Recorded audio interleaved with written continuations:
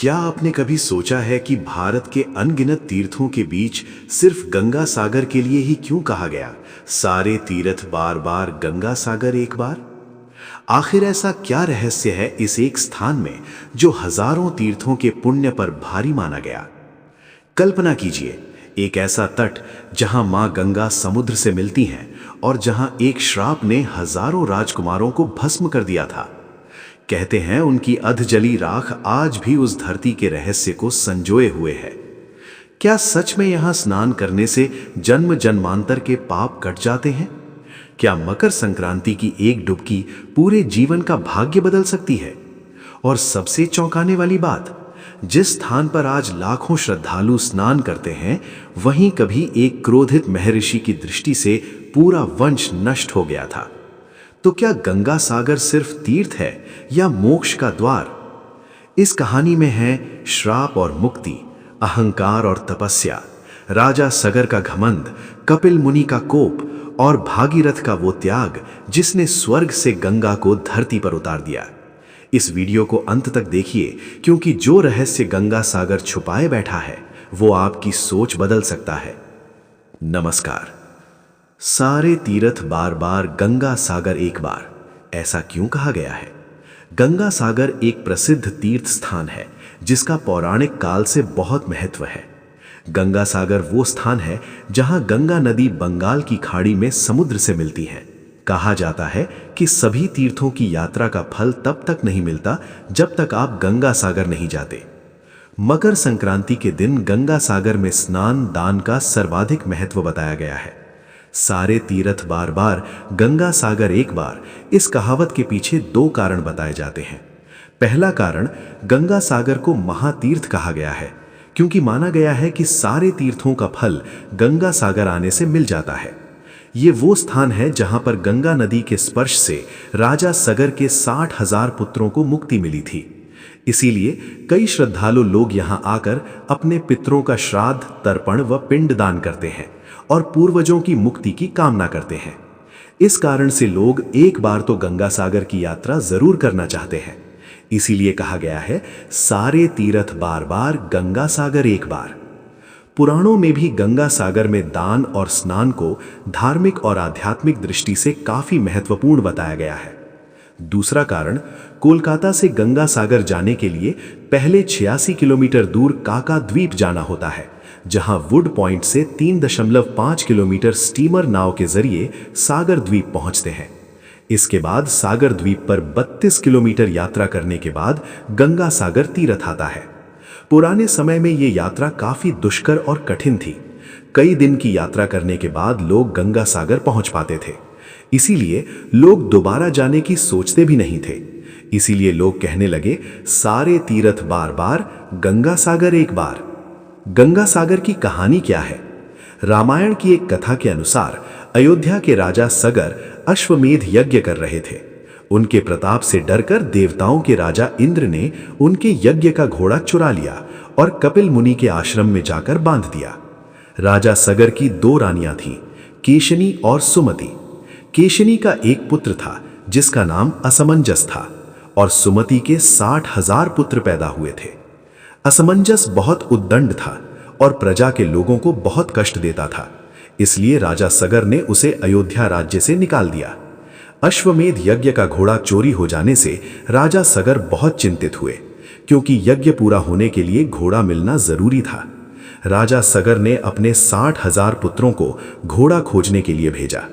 घोड़ा खोजते हुए राजा सगर के वे सभी पुत्र कपिल मुनि के आश्रम में पहुंच गए और घोड़े को वहां बंधा देखकर उन्होंने कपिल मुनि को चोर समझा। कपिल मुनि भगवान विष्णु का अंश अवतार थे, जिन्होंने कर्दम ऋषि के पुत्र के रूप में जन्म लिया था। राजा सगर के पुत्र कपिल मुनि के बारे में नहीं जानते थे और उन्होंने मुनि का काफी अपमान कर दिया। इस अपमान से क्रोधित होकर कपिल मुनि ने राजा सगर के पुत्रों को श्राप दिया कि तुम सब अभी भस्म हो जाओ।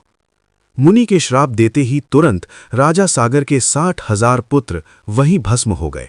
जब काफी समय बाद राजा सगर के पुत्र वापस नहीं आए तो उन्होंने अपने पौत्र अंशुमान, जो कि असमंजस का पुत्र था, अपने चाचाओं का पता लगाने के लिए भेजा। अंशुमान भी खोजते खोजते कपिल मुनि के आश्रम पहुंच गया। वहां उसने यज्ञ का घोड़ा और हजारों की संख्या में अस्थि पिंजर और राख देखी तो वो समझ गया कि क्या हुआ होगा। अंशुमान ने कपिल मुनि की स्तुति की और कृपा की प्रार्थना की। कपिल मुनि ने प्रसन्न होकर आंखें खोली। उन्होंने अंशुमान को अश्वमेध यज्ञ का घोड़ा ले जाने दिया और बताया कि अगर राजा सगर का कोई वंशज उस स्थान पर गंगा जी को ले आए तो उसके चाचाओं को मोक्ष मिल जाएगा। अंशुमान घोड़ा लेकर अयोध्या वापस आ गया और राजा सागर ने यज्ञ पूरा किया। राजा सगर ने अगले 3000 वर्षों तक राज्य किया। फिर वे अंशुमान को राज्य सौंपकर स्वर्ग सिधार गए।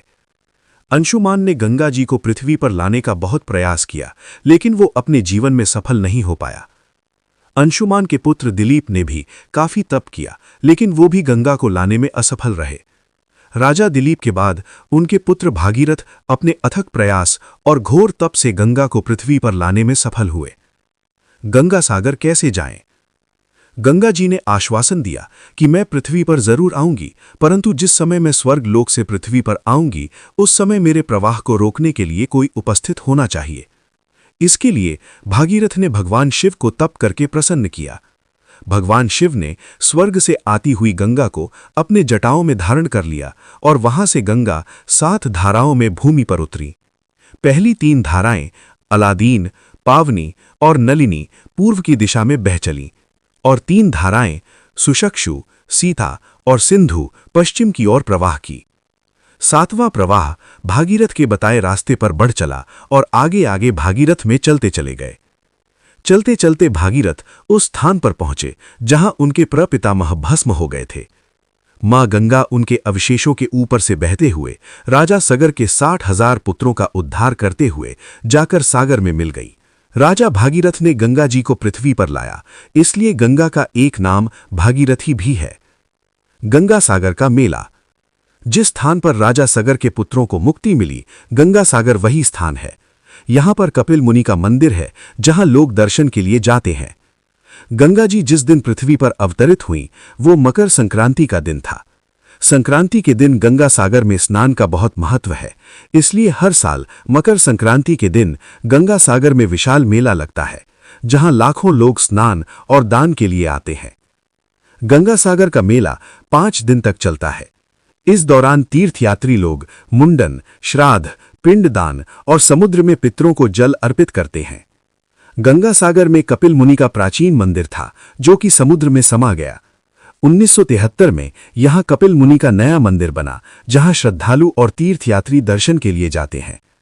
गंगा सागर गंगा नदी का एक छोटा सा डेल्टा द्वीप है जिसकी आबादी करीब 2 लाख और क्षेत्रफल 282 वर्ग किमी है। सागर द्वीप के एक ओर बंगाल की खाड़ी और दूसरी ओर बांग्लादेश है। इस सुंदर द्वीप के ज्यादातर क्षेत्र में घने जंगल हैं। कपिल मुनि के मंदिर व आश्रम के अलावा यहां महादेव मंदिर, शिव शक्ति महानिर्वाण आश्रम, भारत सेवाश्रम संत का मंदिर, धर्मशालाएं भी हैं। दोस्तों, आपको ये जानकारी एवं कथा कैसी लगी कृपया कमेंट करके जरूर बताएं। वीडियो पसंद आया हो तो लाइक करें और ऐसी ही और भी बहुत सारी कहानियों, कथाओं एवं जानकारियों को सुनने के लिए चैनल को सब्सक्राइब जरूर करें। धन्यवाद।